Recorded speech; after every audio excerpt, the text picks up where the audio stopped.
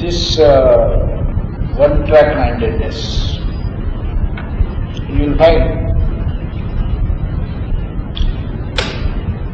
you go to Bombay, you go to Delhi, Calcutta, there are on the roadside, there are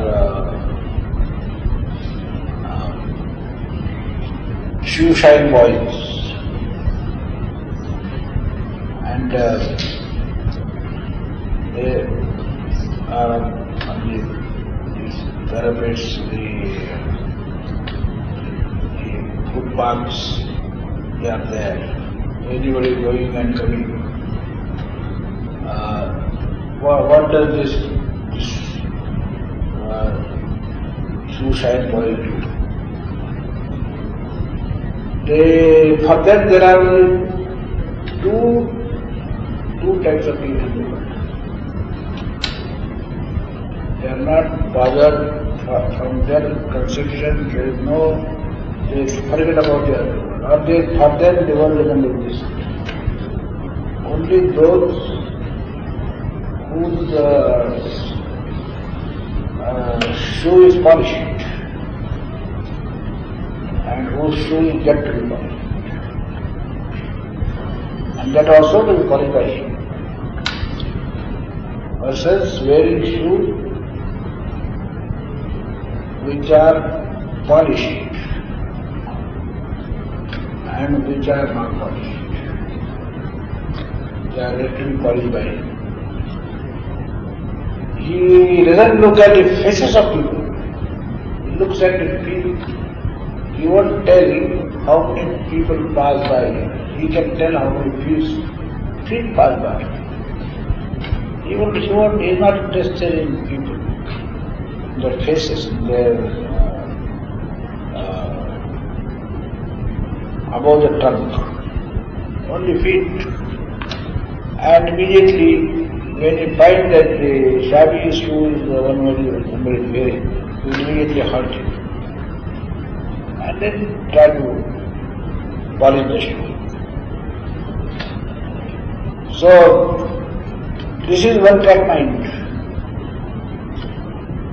This is one-track mind. He is not interested in other things. Because he is not a barber and he is a shoe-shine boy. He may not be interested in the faces, but a barber may do. Barber may not be interested in feet. He will be interested only in faces, whose beard is there and who is to be shaved and who is not to be shaved. Who is to be shaved tomorrow by him. For him, only two kinds of people exist in the world. Those who are shaved and those who are yet to be shaved by him. No third category. If somebody is there and who is not interested in shaving and who keeps beard, he is a non-entity for him. He doesn't exist. He is useless for him. Better not walk. He is not interested. If there are women, he is not interested. Because they are two for nothing. This world consists of only two types. Those who are shaved, those who are not shaved. And you look at faces. The person may not know that he is to be shaved. He will know. And he will remind him, come on, I will do your. So the barber is to be one-track minded, the shoe-shine boys are to be one-track minded. Everybody's profession, whatever one does. Unless he goes forward, unless he conducts his affairs with this single-minded devotion, even his profession will not be able to do well. Leave aside lofty thoughts. Leave aside lofty thoughts. A small profession, vocation, that also will not be possible in this world. One has to be one-track minded. So a person who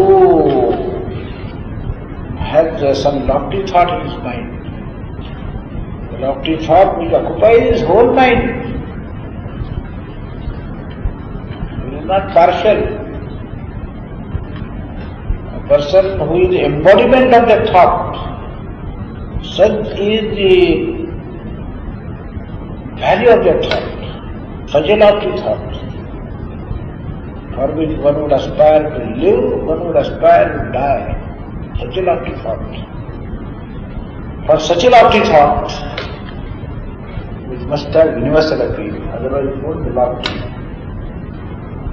So, the man who has really conviction for it, for him there are only two classes. Those who will subscribe to this thought and those who will subscribe to this thought tomorrow. Everybody is going to subscribe. It is a foregone conclusion. Everybody is going to subscribe. Only a question of time. Some have learning today, some will come tomorrow, day after, 10 days after, 10 years after. One day or the other they will have to subscribe. This conviction is needed for an organizer. For him, nobody is to be discarded. He doesn't consider anybody worth discarding.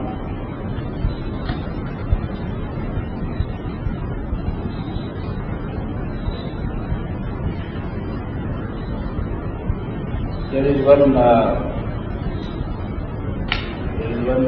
Sanskrit Bhashit. He explains this point. There is a Bhashit, Sanskrit. This Bhashit says, Naksharam mantra rahitam. Naksharam mantra rahitam. Nava moolam anaushadam. Naksharam mantra rahitam. Nava moolam anaushadam. Ayogya purusho nasti. Yojakas tatra durlabha. Yojakas tatra durlabha. So the Subhashi says that there is no letter, there is no alphabet, na aksharam, no aksharam. Mantra rahitam, there is no alphabet which is not a part of a mantra. Some mantra or the other, every alphabet is part of some mantra or the other. You take any alphabet, either it may be part of Gayatri mantra or it may be part of some other mantra. It must be a part of some mantra or the other. Nakshara mantra rahitam. Nava moolam anaushadam. There is not a single herb or single root of herb. There is not a single root which is not the medicine of some disease or the other. You may not know it because of your ignorance, but every root, if there is a Dhanvantari, if there is a physician, there is one Ayurvedacharya who will tell you bring to him any root. This is the root of this herb. This is of that. You may not know it, but every root is the medicine for one disease or the other. Nava moolam anaushadam. No single root is there which is anaushadam, which is not a aushadam. Naksharam mantra rahitam. Nava moolam. Va means or. Nava moolam anaushadam. Ayogya purusho nasti. There is nobody in the world who is useless. There is nobody in the world who is useless. Ayogya purusho nasti. Yojakas tatra durlabha. What is rare is this, that there is no person who understands the value of and the quality of everyone and uses it for the proper work. There is nobody useless. Those persons are rare who know the use of everybody and put it to proper use. One may not be useless for running an administration. One may not be useful. One will be useful in doing some other work. One may be useful in doing accounts work. He may be useful in some other work. Nobody is useless. You must know the use of that person so that you may put it to proper use. Ayogya Purusho Rasti. Yojaka Sattvallava. One who makes appointments, one who assigns, one who is a planner, that person is very difficult to get. That is the difficulty that we experience. Nobody is this. Naksharam mantra rahitam navamulam anaushadam ayogya purusho nasti yojakas tattva dullabha. So in the same way, in this world, everybody is to be realized. Everybody's services are useful. Don't reject anybody. Don't consider in your mind that he is useless, he is rejectable, he did not be considered. Don't reject. Everybody is useful. Find out for what use he can be put to. The world, everybody who comes in contact with you, considering a potential friend, potential subscriber to your ideas, potential co-worker, maybe co-worker tomorrow, maybe co-worker day after tomorrow. Question of time. But everybody is a potential co-worker. Look to him as a co-worker.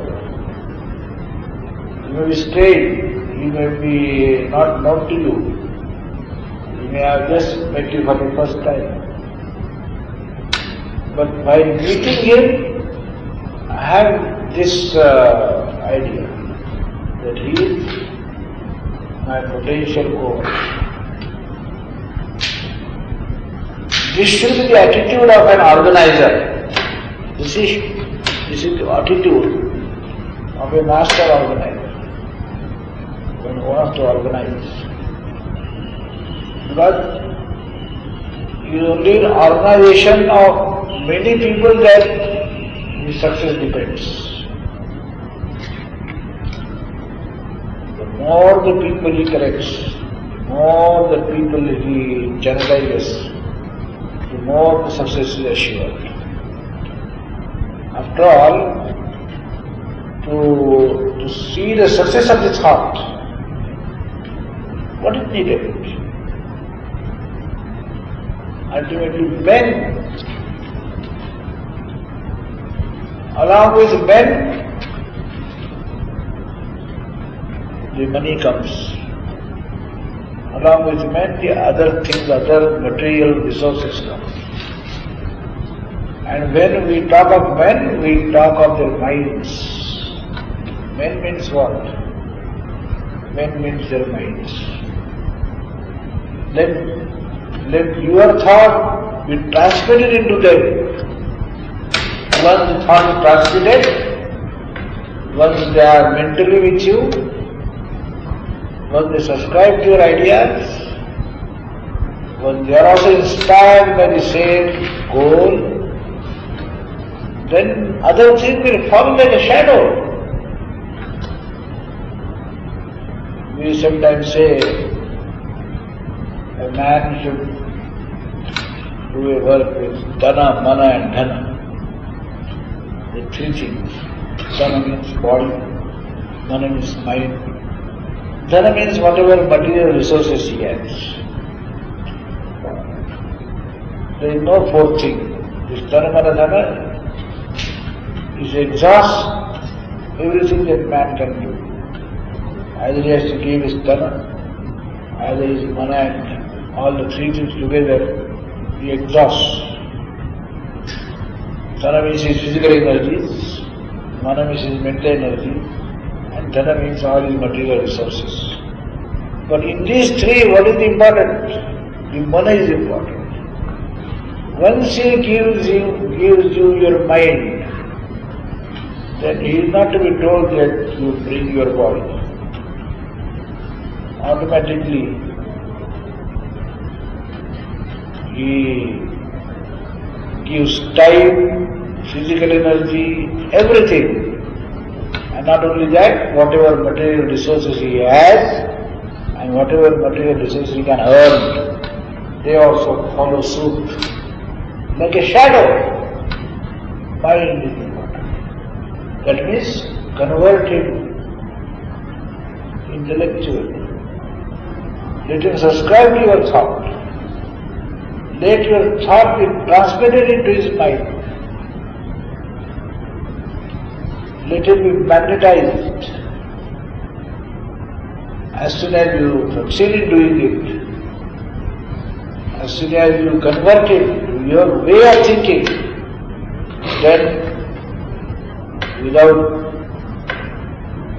in any way trying separately for that work, he will also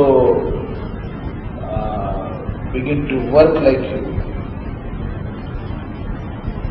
So what is important is the person's mind is to be converted. And this capacity to convert people to your way of thinking, that is the capacity, that is the quality of an organizer. And I told you, this capacity to transmit in others is directly in proportion to this conviction in yourself. If you are yourself not convinced, never can your thought be transmitted. If you are convinced, 100% convinced, the man who comes in your contact will be convinced. At least there is possibility of conviction.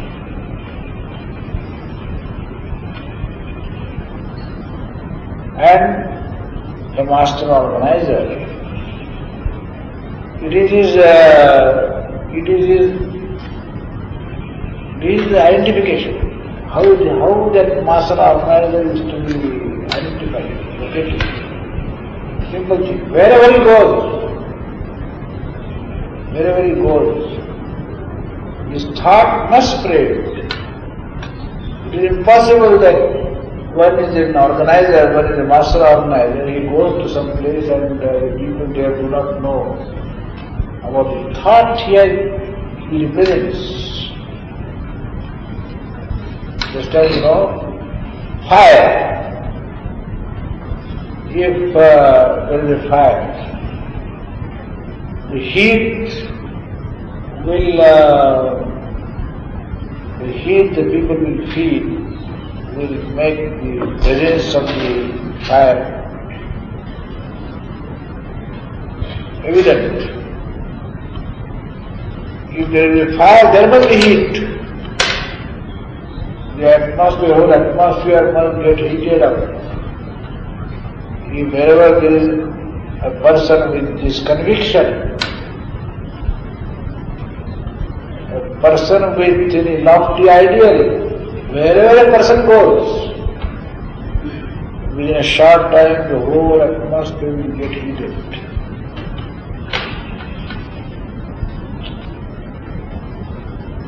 It will never be otherwise. It is like the Manu's much. You know the story of the fish. Manu's fish. When the world was to come to an end, when the pralaya was approaching, the story is told in our legends. When the pralaya was approaching, when the whole world was to be under deluge, when the deluge was approaching. So, one day it happened that when Manu, while he was going to the river for his army, while returning in his glass of water, the special glass that one uses for his army, Sadhya, that bathroom, that copper pot-like thing. So, when he was returning, he found in that pot there is a small fish. So he was amused how that fish has come. So when he came home, came to his cottage, came to his hut, then he thought, let me not throw the water, otherwise this fish will die. So let me put this water into some bigger pot so that the fish will survive. So he put that water into a bigger pot. After some time he came and found that that pot is full of fish. That small fish has grown of that size of the pot. Within hours. So he said, what has happened? So he, finding that this fish has grown enormously and his growth seems to be phenomenal, so this fish now should be put in some other bigger pot. Therefore he put that fish into a bigger pot. After 3-4 hours he found that that bigger pot also became, the fish became the size of the bigger pot. And ultimately he put them into the pond. And he found that the pond, there is no pond, it's just a fish in there, big fish. So he was very much amazed. And he was standing there contemplating, thinking, what is this? What is this phenomenon? How it has happened? What is this fish? Is it a fish? And then the fish began to talk. And fish said that, don't consider me to be a fish. I have been sent to warn you that the deluge is coming. And I am the fish, not the ordinary fish. You have to collect your things and put your things in a boat, and that boat you have to tie to me. Tie me that boat. Even if the deluge comes, I am sufficiently big enough to keep your boat still. Don't get afraid. The deluge will recede. And again there will be earth, and again the world will be as it was. So, this master organizer is like the Manu's fish. Wherever he goes, he gives the color, gives the shape, gives the complexion, his own complexion. The place he goes. If he goes in a school, the entire school becomes of his way of thinking. If he goes to a village, the entire village becomes his way of thinking. If he goes and he resides in a district, the whole district will become of his way of thinking. He makes converts on right and left, inspires people. bring them to his way of thinking. That is the test of the master of life. He is like Manu's fish. In a very short time, he will galvanize the whole area where he lives. His conviction transmits into others.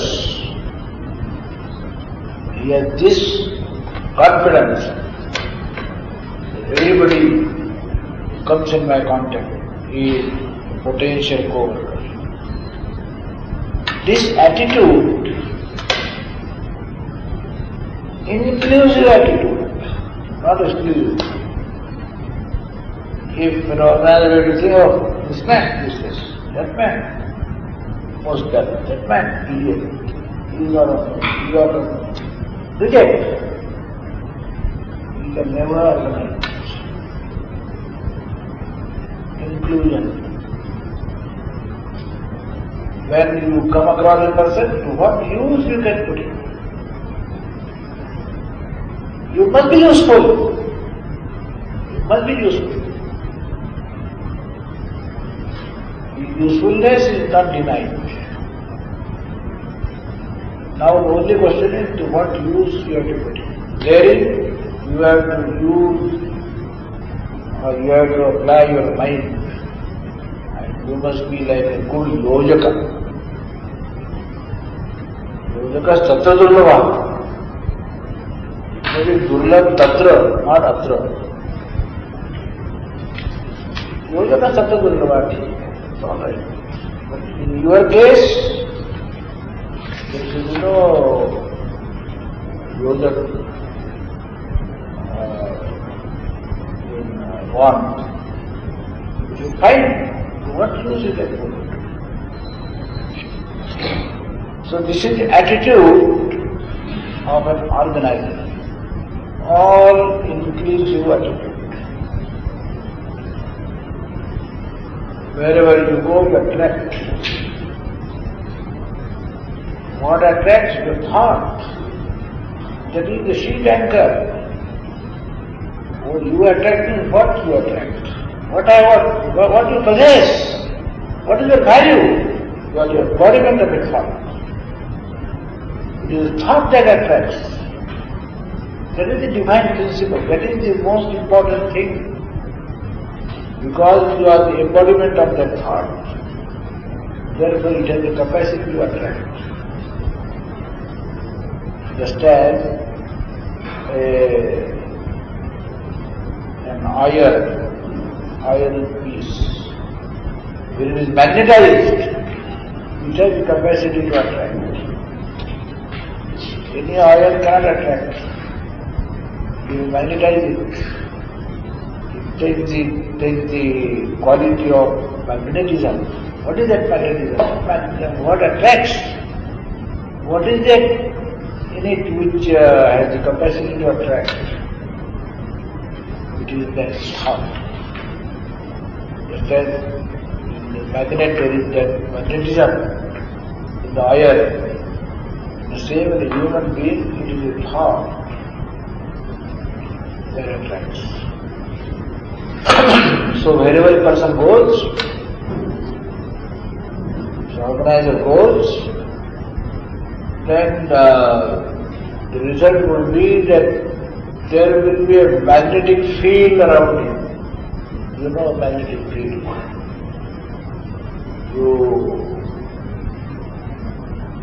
You put on paper iron filings, iron bricks, and put a barrier above it. You find all the iron filings, they take shape, they take direction. All the iron filings, they are all directed towards particular pole, and that magnetic field is called. They are not helter-skelter. All have taken shape. All have directions. They all point towards the magnet. The same way, wherever organizer goes, wherever this man inspired with an ideal goes, people around, they take directions. Everybody is pro. Nobody is antagonistic.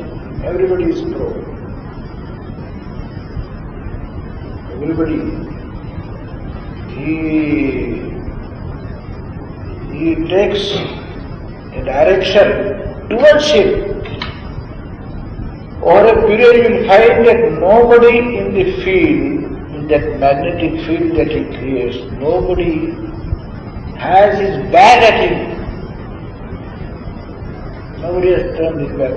Maybe in the beginning. But over a period, everybody, if the back is there, everybody is turned towards the organizer. Everybody has become pro. Everybody has started facing him. Now, all those who face the organizer, when they begin to walk, one day they will walk. If they begin to walk, they will go towards him. If they are having their back at him, then they will go from away from him. But if you have managed to see that all have now are facing towards you, they are bound to come nearer and nearer to you as they walk. So, such a magnetic field must be automatically created around you. That is the test of an organization. Test of a person who is inspired with an ideal, who is an embodiment of a thought, who is a spearhead of a movement, spearhead of a thought movement.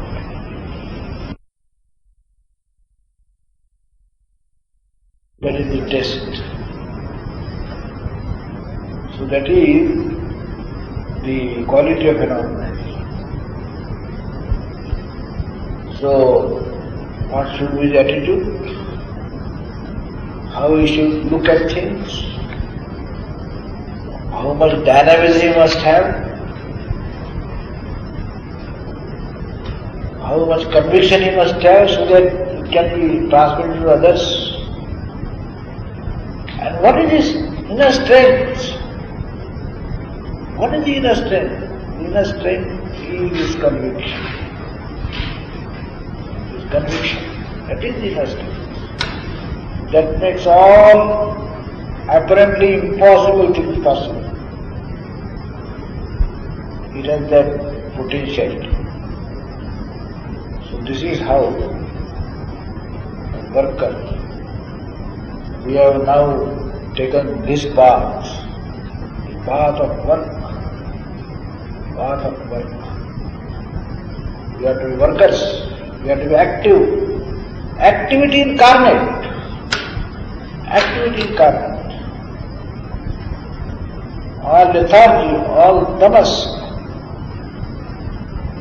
must leave us lock, stock and barrel, because we have chosen the path of work. Work, if it is to be done efficiently, it is to be organized work. You have to be organized. You are not able to work alone, you have to see that many more join and become your co-workers. Therefore, to make the entire atmosphere congenial to your work, you must have special attitude. All-inclusive attitude, Loka Sangraha attitude, to correct people, to attract people, and no other artificial way of attracting people. No other, there is no technique of attracting people. There is no magic to attract people just as in the shops and other places there are advertisements to attract people, and there is nothing like this in this. You just have your conviction. You increase the candle power of your conviction. People will come to you. Because the thought has great capacity to attract. So, these are the qualities of an organizer and the worker. Worker is to be essential an organizer, as I told you. So, these basic qualities of an organizer I place before you. Just as in a general way I discussed organization in the beginning. Now we are discussing the qualities of an organizer, and the basic qualities are enumerated. Virtue or particular quality how to organize. When we think of organization, there are certain implications. The very fact that we are organizing, that means we are trying to hide co-workers. We want to collect many people for a cause. Organization also implies some cause for which people come together. There is an organism. There is no living organism without a central life, the soul. So organization implies that there must be some thought, some cause, some noble ideal, some goal for which people come together. And they work as an organized group. It is organization, that means it is not only a collection of individuals, it is not only assembly of individuals, it is not only a gathering. All members are part of an organism. They are coordinated, they work in harmony, they work in a team. And naturally, if the organization is to grow, that means you must have many more people with you. The more the number, the bigger the organization. So the one important work that every person belonging to the organization has to do is to get comrades, get as many people as possible to work along with him.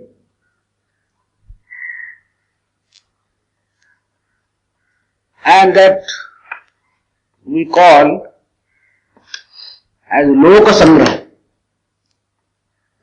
This is a technical term. This Loka Sangraha means many things. In Gita also it comes, but it means differently. But in this context, Loka Sangraha means to collect as many people as possible, Sangraha. But then not only a gathering, not only an assembly, but as it is an organization, so they are to be coordinated. They are to work in harmony. They should be the constituents of an organized whole. So,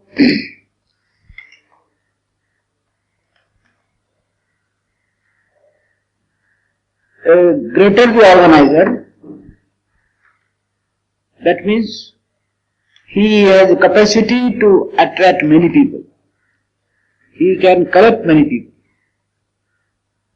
One single individual cannot work. when great works have been done by people, essentially they were great organizers.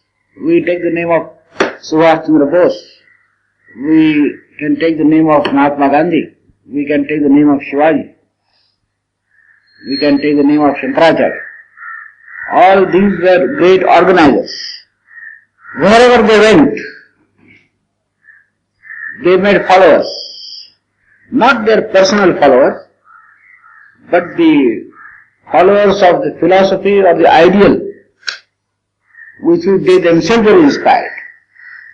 If Subhash was inspired by patriotism, the one burning desire was to liberate the country, then he inspired people right and left, gave his own color to others. The inspiration in him transmigrated into others, transmitted into others. So, the great quality of making others take their own color, accept their own thoughts, follow the same ideal, that quality is most essential in all those who want or who aspire to be organizers. Those who cannot organize, who cannot win people, win friends, who have not that magnetism to attract people, to work along with them, to cooperate with them, to recruit for the cause. If this quality they don't possess, howsoever big, howsoever noble idea they may be having, they will not be able to do any great work. And therefore, all those who are considered as great, essentially they were master organizers. Wherever they go, just they have to step in, and that land is theirs. There is a story in our Puranas about the fish of Manu. Manu's fish, Manumach, Manu's fish. When the deluge was to come, it was nearing the pralaya. This Manu, once when he was doing a Sangraha on the bank of a river, in his patram, in his that glass, that pot, when he took water, a small fish came. So he did his Sangraha and took that fish, thinking that he will try to put in the well so that it will grow there. He took the fish in that kavandalu or whatever patram he had, and then he put that fish, placed that fish in some small, say, a big pot in his house. To his great surprise, he found that fish took the size of that patram. Then he found that this fish grows very rapidly. Within minutes it has taken the size of the very pot in which the fish was placed. So then he put that fish in some well, and within hours he found that it has taken the shape of the well. He was surprised. He put that fish in the pond. It took the size of a pond. Then he found that this is not the ordinary fish. And then he asked, "Who are you?" Then that fish said that I have come to warn you. The pralaya is coming. the deluge is coming, take resort on my back and get the pairs of different species and try to save yourself, try to save the species, so that when the deluge subsides, again the world can emerge. The point here, I am not talking about the implications of that story. I am telling, just like the fish, Mano's fish, wherever you put, it grows, it takes dimensions. In the same way, an organizer worth the name, wherever he is put, wherever he is placed, if he is posted in a town, posted in a district, posted in a tehsil, posted in a particular area, the entire area should get surcharged. His thoughts should become the thoughts of the people living in the entire area. He should go to those dimensions, because he has a great thought to give to others. And he will be knowing the science and the art, how to transmit all his ideas to others, how to inspire them. Thought with which he himself inspired. If that inspiration is bound within himself, there is no good. He would not be able to deliver the goods. Individually he can't work. Very little he can put in. But if his 2 hands and 2 feet become 1,000 hands and 1,000 feet, if they become millions, then some great work can be achieved. When we say Mahatma Gandhi was great, why was he great? Because wherever he went, he made disciples of his idea. His ideas took root in all the people who came in his contact. Dr. Hillier was a great organizer. Why? Why do we say he was a great organizer? Wherever he went, he just as if the people are waiting for him. He steps in, he meets people, the people take his color, they take his thoughts. Such is the dynamism. By their particular way of living, their whole life, that has the strength, that has that magnetism to attract others. So this is a great quality. How one can get this quality, how one can be a past master in this. Is it simply a science, just as chemistry is a science, physics is a science, it is only a science, it is only an art, just by doing it many times, getting habituated, talking in a particular way, speaking in a particular way, living in a particular way. You can get it, you can achieve it. It is not so simple as that. It is a science, it is an art, but something far more than that. We shall come to it later. But then, the important thing is that if you want to do anything great in this world, we can do it by getting comrades. It's no use. A man is very intellectual,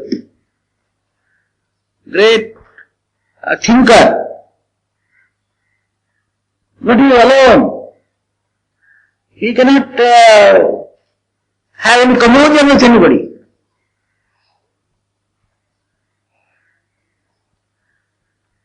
He develops as the Sanskrit word is very appropriate, Sanskrit word is there, ekameva dvitiyam. Alone. He lives alone. He takes delight in living alone. Ekam eva advitiya. No two. He cannot plan with anybody else. No friends, no companions, no comrades, nobody to share thoughts, nobody to work together, nobody prepared to work shoulder to shoulder with him, and to none he is prepared to put his shoulder. This is the right word for such a person, ekam eva advitiya. You may be a big man, you may be a big thinker, but if you are just ekam eva advitiyam, then you can't do anything great in this world. Sangraha shakti kalo yuge. You can work through organization. And for that you must know how to organize, how to unify, how to win people. That is a great science. And for that one has to qualify himself. One has to qualify himself, a particular attitude is necessary. Confidence in his own ideal, the greatness of the idea. He must have that confidence. If he is himself not inspired, you can't transmit inspiration. Mind, if you only talk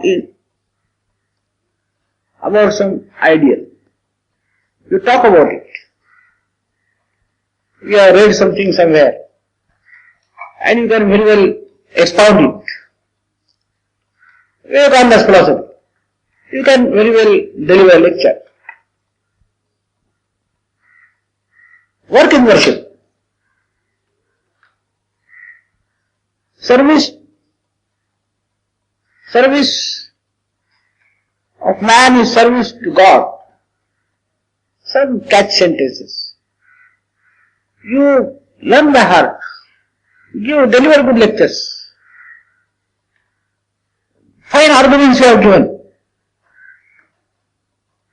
But you see, all the while when you say that work is worship, but it is not in your life.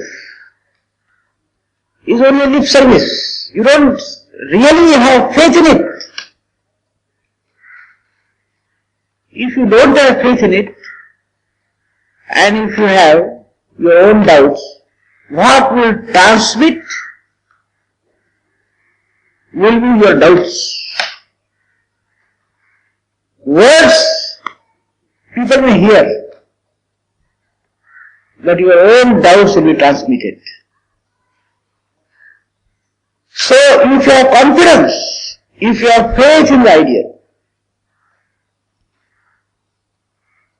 you see all these great men, they were men of great faith. That is why they were successful. Every great life you study, people may not subscribe their views to what they advocated, but they themselves have full faith in it. Because they have faith in it, they could transmit that faith in others. So first of all, you must have faith in a particular ideal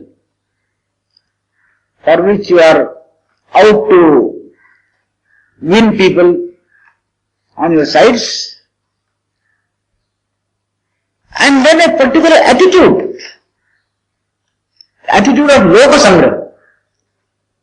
There is a particular attitude called the Loka Sangraha attitude.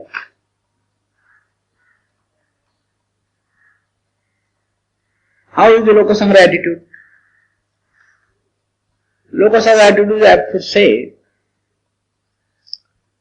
that in the heart of hearts, you must have the faith that my ideal, the ideal to which I am wedded, is so great that today or tomorrow all the people must follow this idea.